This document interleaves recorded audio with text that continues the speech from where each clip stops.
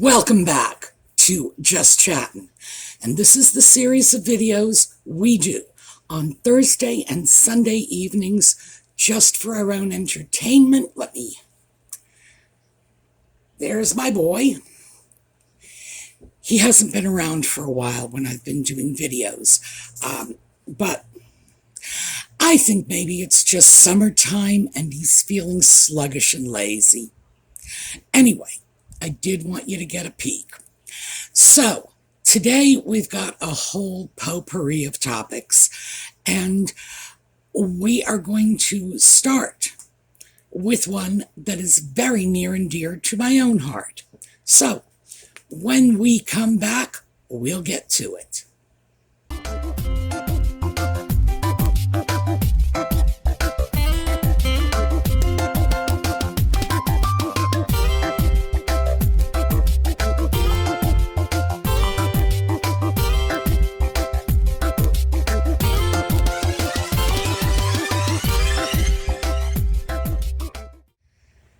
So I guess the biggest is the recent comments made by Bill Simmons. So let's get right into that. I'm going to read you what he said, it's what he said. I'm going to clean up the language. I'm sure you'll be able to tell where I am cleaning it up. The flippin' Grifters. That's the podcast we should have launched with them, he said. I got to get drunk one night and tell the story of the Zoom I had with Harry to try and help him with a podcast idea. It's one of my best stories. He continues, "Shoot this guy to the sun," Simmons groused, according to the Big Lead Post. "I'm so tired of this guy. What does he bring to the table? He just whines about caca and keeps giving interviews. Who gives a caca? Who cares about your life? You weren't even the favorite son. You live in flipping Montecito and you just sell documentaries and podcasts, and nobody cares what you have to say about anything unless you talk about the royal family and you just complain about them." Oh my, tell us how you really feel, Bill. So, let me start off with a little bit about Bill Simmons, for those of you who are not familiar with him. He is podcaster, a sports commentator, sports journalist. He's from the greater Boston area. He is unashamedly pro-Red Sox, which is why he's near and dear to my heart, mostly because Red Sox fans have a bonding from pain and suffering. We really do. This is a man who is very intelligent, very well educated, has been very successful in a number of careers as a sportscaster, as a journalist, as a writer, and then as a podcaster and an executive with Spotify. So, this is not someone that either of the Montecito morons, or both of them together, or them and all their minions, are capable of standing up against. I mean, on his worst day, he could wipe the floor with them. So it's interesting because this is his impression of them. Of course, he had some pretty unkind things to say about him, even when they were still working with Spotify. So it's not like this is coming out of nowhere. What is happening, and we can see this, is the tide has turned. Everybody is just saying, "Oh, thanks, but no thanks, Nutmeg and the sock puppet. Please just go back where you belong. We're not interested." However, because it is Nutmeg and the sock puppet, the rumors are always going to be circulating. So let me give you this one from People magazine. Now, I need to start off with, this is the picture that People magazine showed along with the story. And People, for those of you who are not familiar with it, and perhaps our friends overseas might not be, it's not a tabloid, it's like a weekly picture magazine. It's almost a tabloid, close to it. It started off more as a gossip oriented magazine, and who knows what it is today. I have not honestly even opened the magazine in many, many years, mostly because they're no longer carrying it at my dentist's office. But that's what it is. It's a dentist's office magazine. So the picture they show is from Backgrid, and that is Nutmeg's favorite dial-a-pap service. She calls them, tells them where she's going to be. They take the photos, and then they market them. It's a symbiotic relationship, I guess, but you got to wonder about this, because most of us remember only too well that the reason she cut her father off was because he allegedly did the very same thing she does all the time, setting up paid paparazzi shots. Now, her payment, of course, is in kind. Her payment is getting her picture on the front page, which, to someone like Nutmeg, that's worth its weight in gold. Anyway, to the People story. They are circulating the rumor that Nutmeg is the new face of Dior. Now, oh my gosh, I've got 1,000 questions about this one. For starters, though, I have to be clear. I think this is just a rumor. I think this is typical of the stuff Nutmeg throws out. And remember, there's a long list of them throwing out things about, they're going to be on the balcony at the coronation. They're going to be giving out the award for Best Picture at the Oscars. They're going to be at Obama's birthday. And none of them turned out to be true. What they do, and at one time, this was probably a viable tactic. It's not anymore. People just don't shame that easily these days. They throw out rumors in the hopes that they'll get the invitation to the Beckham wedding they wanted, because it will put pressure on the Beckhams if they don't invite them. So, yeah, it just doesn't work anymore. For one thing, they've pulled this too many times, and for another, as I say, people just don't shame as easily as they did. Whatever rules Nutmeg is playing by, I think she is hearkening back to, the ancient studio system in Hollywood. No, doesn't play that way anymore. So that's what I think this is right now, just a rumor from Nutmeg's camp that People are publishing in the hopes of giving it some traction. Who knows, maybe persuading Dior that this is what needs to take place. The problem with that is Nutmeg herself. Now, this is a woman with no sense of style. None. It's not even like you can dress her up, but you can't take her anywhere because you can't even dress her up.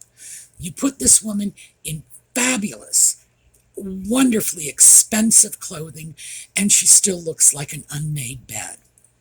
There are literally scores of YouTube channels dedicated to Nutmeg's fashion faux pas.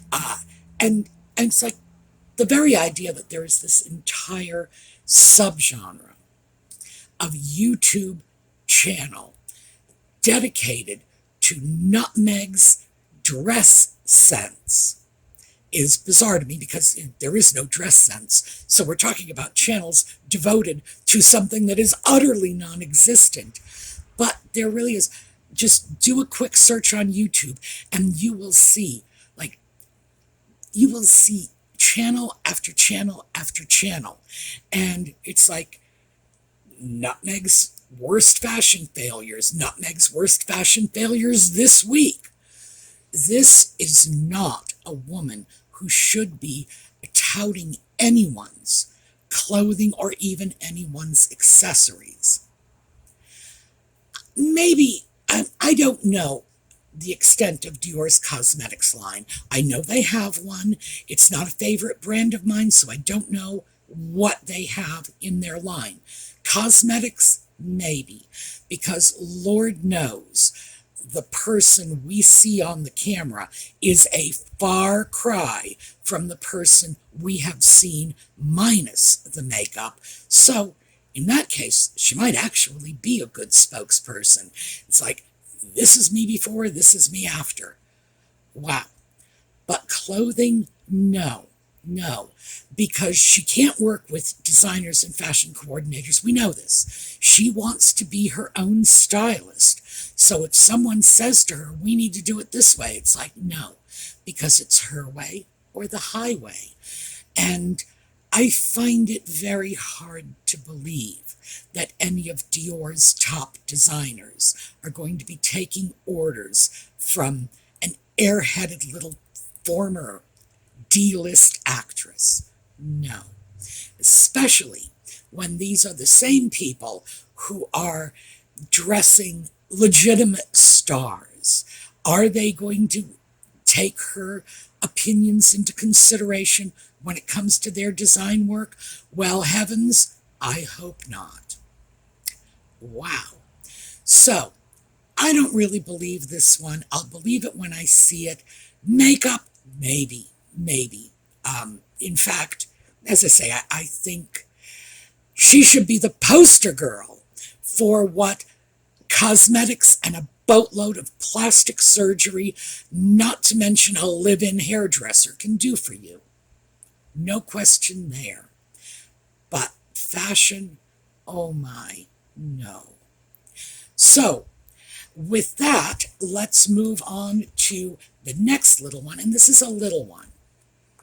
This is something that was shared with me by another YouTuber who does research as I do, and she shared with me some of the research she came up with recently. And that is our old friend Christopher Boozy and his new version of Twitter. So, here's what happened. Christopher Boozy bought a template for a Twitter-style platform, apparently from a Russian company, paid $89 for it, and of course he's soliciting Lord only knows what kind of money in terms of donations from his little robot fans. And he has this new platform, and it's like Twitter, only it's like Twitter it's like Twitter if Elon Musk was Mr. Rogers with a crush on Nutmeg and Amber Heard. That's what it would be like. It is a one-trick pony forum because you get to go on there, and as long as you're saying nice things about Nutmeg and Amber Heard, isn't it amazing how they have a shared fan base? Like birds of a feather flock together with two seriously disturbed women, both of whom have histrionic personality disorder. And all of these people just saying, oh, aren't they the greatest? Like, wow, talk about check your brain at the door. Anyway, if you have an opinion that he doesn't disagree with, you're welcome.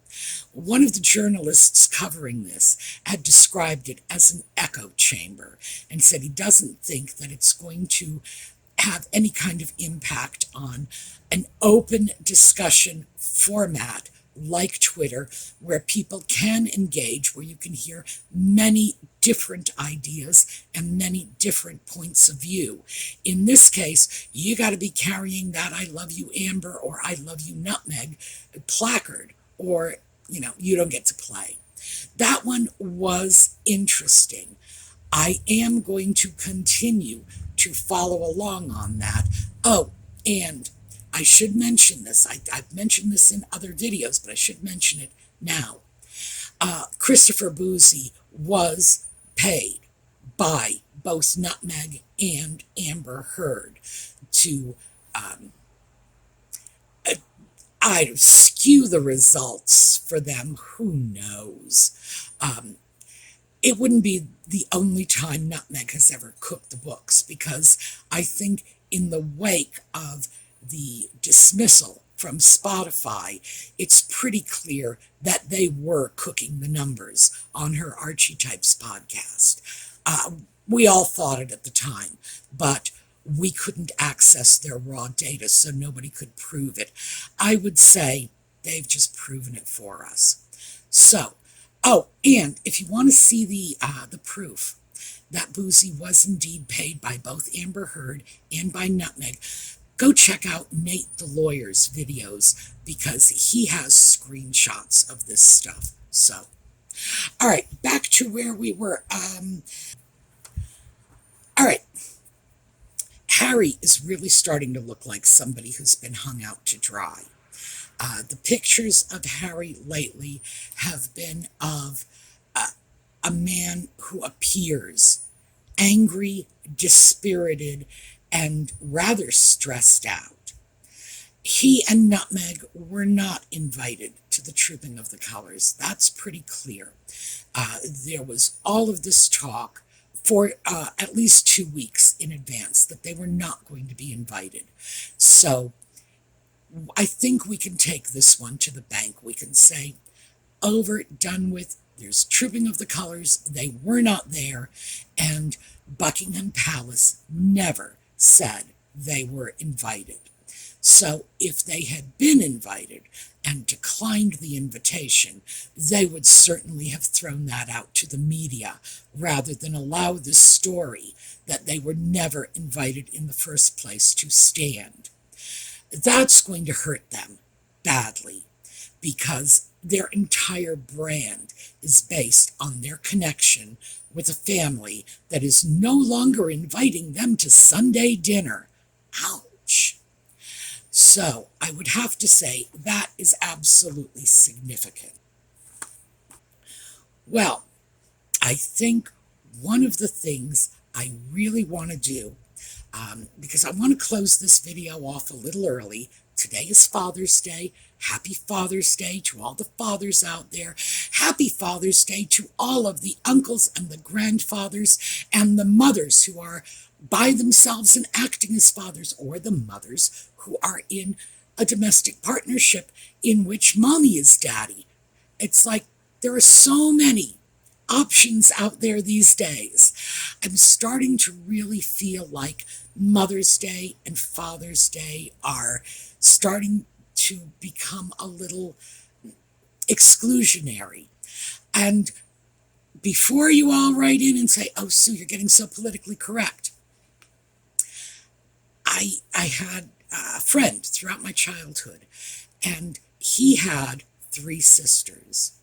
2 of them had children. 1 did not, and he did not have children. And what the 2 sisters with children did was they would choose a holiday. It was usually the Sunday after Mother's Day and the Sunday after Father's Day, to include their childless brother and sister. So they would have Mother's Day on one Sunday in May, and then the following Sunday they would have Auntie's Day. Same thing with Father's Day and Uncle's Day, so that everybody got a piece of the pie. And in children who have large, strong, extended family units that include caretakers and role models and loving relatives that don't happen to be mom and dad, gosh, it's nice to see them included too, isn't it? And I would like to see a little more of that. I would not mind a parents and pseudo-parents day instead of just mom and just dad. So, I don't know, my little political shout out here. Okay. What I want to do, since, as I said, we're going to close up a little early, is I want to show you a few pictures that I found in People. And this is in People magazine when I was looking up stuff about Nutmeg. And here is a nice little spread of photos they did about little Charlotte's hairdo. And I thought this was too precious for words. For one thing, it's a very old-fashioned hairdo. There's some of this, I look at this and say, ooh, yeah, they were doing that in the 19th century. Isn't this cute? I'm glad that it's coming back because the child has long hair. And long hair for a young child, especially out in public, where your hair can get blown by the wind, it can get in your face. Oh, she's got two brothers too, so who knows what can happen if little Prince Louis decides he's going to tug on a pigtail. I think it's smart and sensible that they are giving her these charming old-fashioned hairdos to keep her hair out of her face, to keep it out of her brother's scrubby fingers, etc., etc. But I also think these kids are utterly gorgeous. They are just adorable little children. They are clearly well-adjusted, happy little kids. So we're taking a little look at them, and then we are going to have a slideshow and transition out of here. So, meantime, have a terrific day. I will see you all next week.